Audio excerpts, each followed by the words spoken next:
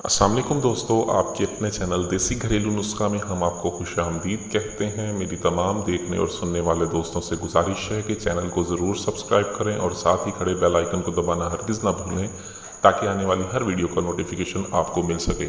तो चलते हैं नुस्खे की जानिब। दोस्तों, आज का हमारा जो नुस्खा है वो रॉड के लिए है। ऐसे तमाम तरह अफराद जिनके रॉड में लंबाई नहीं है, रॉड में सख्ती नहीं है, रॉड में कुजी आ चुकी है, रॉड बिल्कुल लागर हो गया है या रॉड में ढीलापन है, तो उन सब के लिए नुस्खा बहुत ज़बरदस्त है। इस नुस्खे के इस्तेमाल से रॉड की तमाम ब्लॉक रगें खुलती हैं, बेजान रगों में जान पैदा होती है, रॉड में ताकत पैदा होती है और इसके पट्टे जो है वो बहुत ही ज़्यादा मजबूत और ताकतवर हो जाते हैं, जिससे रॉड सख्त भी होता है।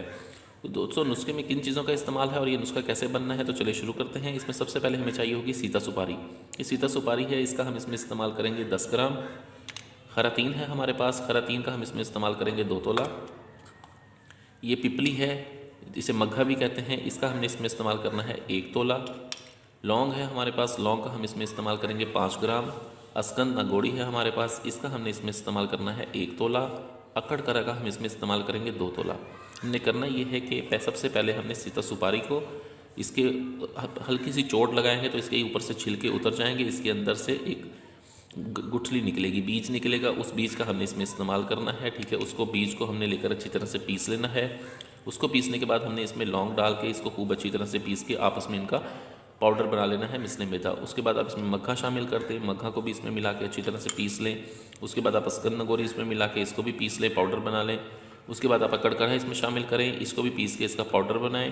ठीक है, जब ये तमाम चीज़ें अच्छी तरह से पाउडर बन जाए आप इसको निकाल लें। उसके बाद आप खरल में खरातीन डालें, खरातीन को डाल के इसको अच्छी तरह से खरल करें। अच्छी तरह से खरल करने के बाद जब इसका भी पाउडर बन जाए आपने इसके पाउडर को अलहदा रख लेना है और ये तमाम चीज़ों का पाउडर जो है ये आपने अलहदा रख लेना है।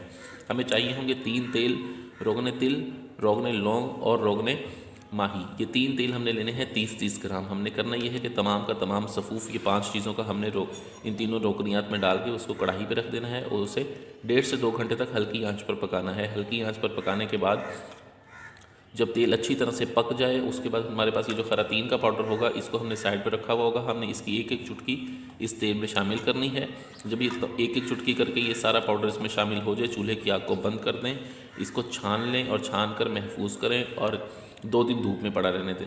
2 दिन की धूप के बाद आप इसका इस्तेमाल करें। ये बहुत ज़बरदस्त क़ुव्वत, ताकत और ये बहुत ज़बरदस्त ताकत पैदा करता है, रॉड को लंबा मोटा सख्त करता है।